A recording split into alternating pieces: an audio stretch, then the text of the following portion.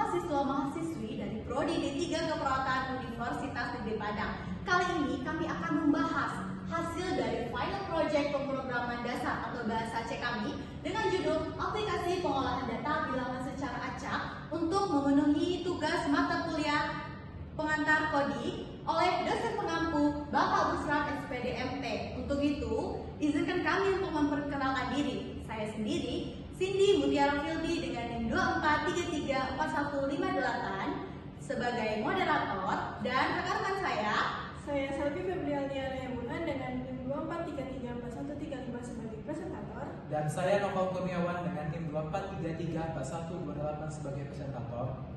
Baiklah teman-teman semuanya, langsung saja kita ke pembahasan. Nah rekan-rekan semuanya, untuk mempersingkat waktu, langsung saja kita ke pembahasannya. Untuk presentator Noval, dipersilahkan. Baik, di sini saya Noval Kurniawan akan menjelaskan mengenai yang pertama yaitu latar belakang. Yang pertama, pengolahan data merupakan bagian penting dalam analisis, statistik, dan sistem informasi. Yang kedua, dalam pemrograman, data numerik sering perlu diurutkan dan dianalisis untuk memperoleh informasi penting. Yang ketiga, bahasa C menyediakan dasar kuat untuk memahami logika pengolahan data dengan pendekatan modular programming. Yang keempat, oleh karena itu, kami membuat aplikasi pengolahan data bilangan secara acak untuk melatih kemampuan algoritmik dan logika dasar. Next. Selanjutnya, tujuan dari proyek kami yang pertama, membuat program pengolahan data bilangan acak minimal 150 data.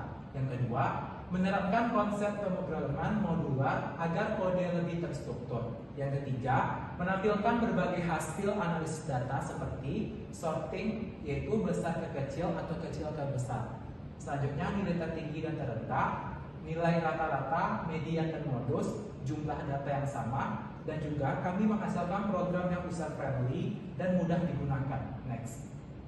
Selanjutnya yaitu fitur utama program. Yang pertama, menghasilkan 150 data bilangan secara acak yang dimulai dari angka 1 sampai 100. Yang terbagi, yang pertama menampilkan data dalam bentuk tabel, yang kedua sorting data, yaitu ascending dan descending. Yang ketiga menampilkan nilai yang terbagi, yang pertama nilai tertinggi atau max, yang kedua terendah atau min, yang ketiga rata-rata atau median, yang keempat tengah atau median, yang kelima nilai yang sering muncul atau modus. Nah, dan juga digunakan untuk menghitung banyaknya data yang sama. Next. Selanjutnya konsep pemrograman modular. Seperti yang bisa dilihat di sini, kami menggunakan beberapa konsep. Yang pertama, nama fungsinya ada generate data yang berfungsi sebagai membuat data acak. Yang kedua print data yang berfungsi untuk menampilkan data. Yang ketiga ada sort ascending yang berfungsi untuk urut kecil ke besar. Yang ketiga ada sort descending yang berfungsi untuk urut besar ke kecil. Yang selanjutnya ada finmax yang berfungsi untuk menemukan nilai terbesar. Selanjutnya ada finmin yang berfungsi untuk menentukan nilai terkecil. Selanjutnya ada finmean yang berfungsi untuk menghitung rata-rata. Selanjutnya ada finmedian yang berfungsi untuk menghitung nilai tengah. Dan selanjutnya ada finmode yang berfungsi untuk menentukan nilai yang paling sering muncul. Dan yang terakhir ada count duplikat atau menghitung data duplikat. Next. Selanjutnya ada struktur program. Yang pertama ada header dan deklarasi, yaitu dengan spasi include kecil studio titik h dan include studio titik h. Yang kedua, fungsi utama atau main yang berfungsi untuk menampilkan menu interaktif. Yang ketiga, ada fungsi-fungsi modular untuk tiap proses seperti sorting, median, dan lain-lain. Yang keempat, perulangan menu agar user dapat memilih proses berulang kali. Next. Selanjutnya ada flow chart program yang dimulai. Yang pertama ada mulai, selanjutnya generate date acak, selanjutnya ada tampilkan menu, selanjutnya ada pilih operasi, selanjutnya jalankan fungsi terkait, tampilkan hasil, dan ulangi atau keluar. Baik, sekian penjelasan dari saya, dan selanjutnya akan dilanjutkan oleh rekan saya, dan saya kembalikan kepada moderator.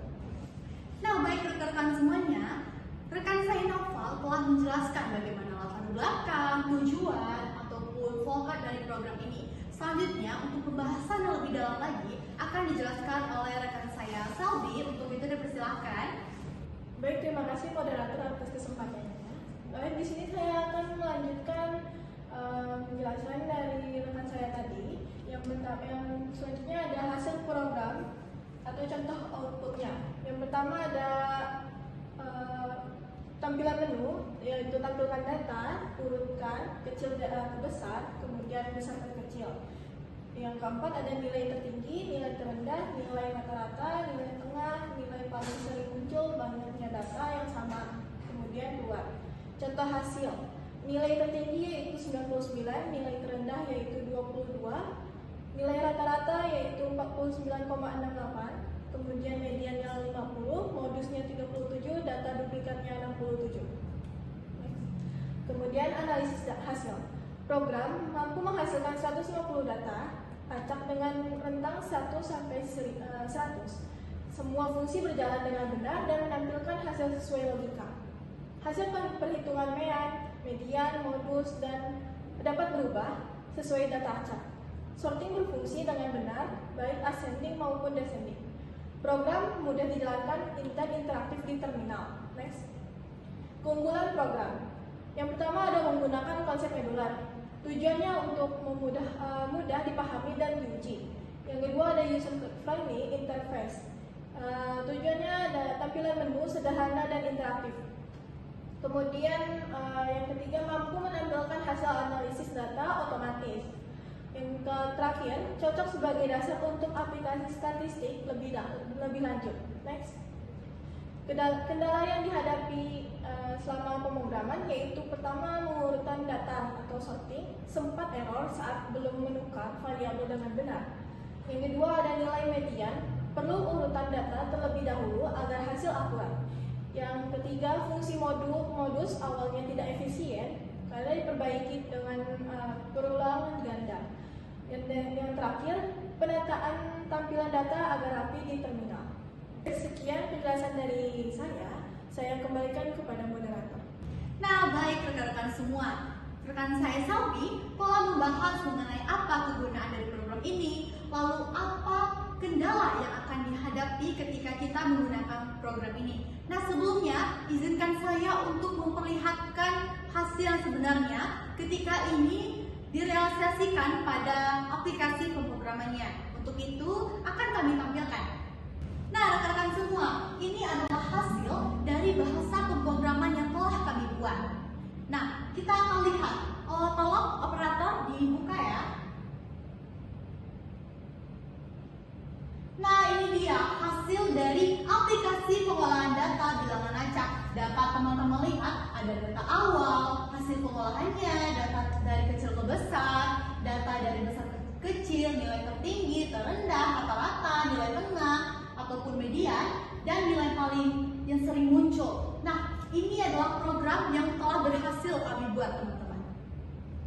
Baik teman-teman semuanya, kita sudah tahu apa saja bahasa pemrograman yang kita letakkan di aplikasinya, dan kita juga sudah tahu apa hasil dari bahasa yang telah kita buat. Nah, untuk itu kami menyimpulkan bahwa program ini mampu menghasilkan analisis statistik yang sederhana, yang mana itu memudahkan manusia untuk meminimalisir kesalahan. Untuk itu, kami tutup pembahasan kami pada hari ini, dan saya memanggil rekan-rekan saya. Baik, sekian pembahasan kami hari ini. Jika ada salah kata perkataan hari ini, kami mohon maaf. Sekian dari saya. Assalamualaikum warahmatullahi wabarakatuh.